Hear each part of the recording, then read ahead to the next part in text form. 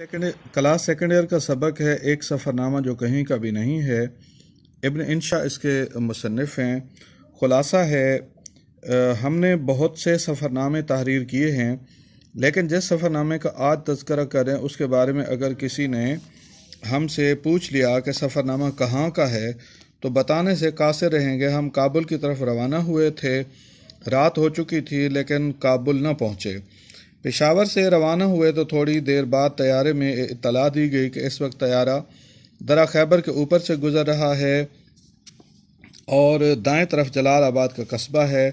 جہاز کابل ایئرپورٹ پر نہ اترا بلکہ اسے پشاور کے ہوائی اڈے پر اتارا گیا۔ یہی وجہ تھی کہ کابل پر گہرے بادل چھائے ہوئے تھے۔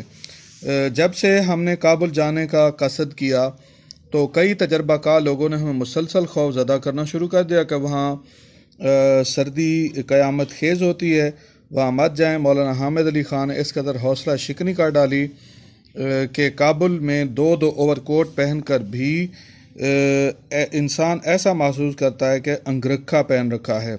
معروف کالم نگار نے البتہ ہمیں یہ نصیحت ضرور کی، کابل جاتے وقت دگلا نما افغانی اوور کوٹ ضرور خرید لینا۔ چنانچہ ہمارے پاس دو کوٹ ہو گئے تھے، ایک آغا جعفری اور دوسرا حبیب اللہ شہاب نے عطیہ کر دیا تھا۔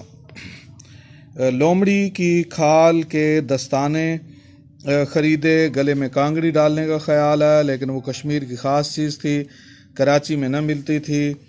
ہم تمام تر ساز و سامان کے ساتھ پشاور میں تھے۔ ہم نے ڈین ہوٹل میں قیام کیا، ہمارا کمرہ نمبر 47 تھا۔ ہوٹل کا نقشہ بتا رہا تھا کہ اس کی ملکیت کسی انگریز کی تھی۔ اس ہوٹل کی ہر چیز کھلی اور کشادہ نظر آ رہی تھی، مگر مالکوں کے دل سخت تنگ تھے۔ پشاور کے ہوائی اڈے پر عجیب و غریب حلیے والے ادھیڑ عمر کے بزرگ کو دیکھا۔ ان کی داڑھی خوب لمبی تھی اور سرخ رنگ کی تھی،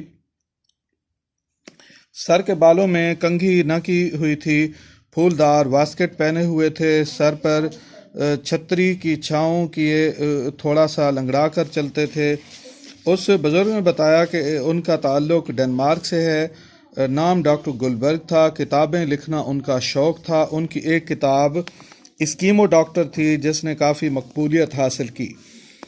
یہ کتاب برطانیہ اور امریکہ کے علاوہ کئی اور ممالک میں چھپ چکی تھی۔ اس کتاب کو لکھنے سے قبل ڈاکٹر صاحب نے گرین لینڈ میں باقاعدہ قیام کیا۔ وہ اسکیمو افراد کے ساتھ عملی طور پر رہے، وہاں کی زبان و معاشرت انداز سیکھے، پھر کتاب تخلیق کی۔ دونوں میاں بیوی ایشیا اور مشرق بعید کے دورے کر رہے تھے۔ وہ پاکستانیوں خاص طور پر اہل پشاور کے خوب معترف تھے۔ کابل میں قیام کے دوران میں ڈاکٹر صاحب اور ان کی بیوی نے سنگتروں کی خریداری کی خواہش کی، لیکن فارسی زبان کا مسئلہ تھا۔ اس سلسلہ میں ہم نے ان کی معاونت کی، اس پر وہ ہمارے نہایت شکر گزار نظر آئے۔ ہمیں پی آئی اے کے دفتر کا راستہ معلوم نہ تھا۔ ہم نے کاؤنٹر پر جا کر پوچھا تو ہمیں بتایا گیا کہ بالکل ہمارے پچھواڑے ہے۔ کوئی پون میل چلنے کے بعد ہمیں معلوم ہوا کہ تھوڑے ہی فاصلے پر واقع ہے۔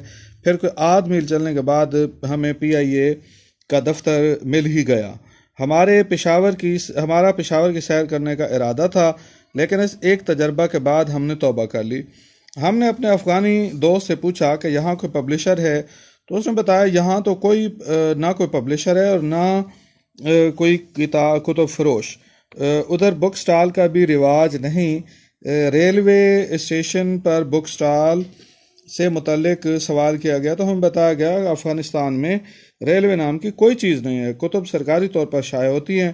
پورے افغانستان میں جن سرکاری چھاپہ خانوں میں کتابیں چھاپی جاتی ہیں وہ 5 ہیں۔ شاہ امان اللہ کے دور میں ایک بستی میں ریلوے لائن بچھائی گئی، بچہ سکا نامی حکمران نے اسے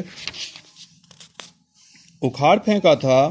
دریائے کابل شہر کے درمیان میں سے گزرتا ہے۔ اس دریا کی حالت پر ترس آتا ہے کہ کہیں بچے نہاتے نظر آتے ہیں، کہیں عورتیں کپڑے دھو رہی ہوتی ہیں۔ پینے کا پانی اسی دریا سے لیا جاتا ہے۔ دریا کے کنارے ہتھی والے نلکے لگائے گئے ہیں، لوگ سراہی نما مٹکوں کو بھر کر لے جاتے ہیں۔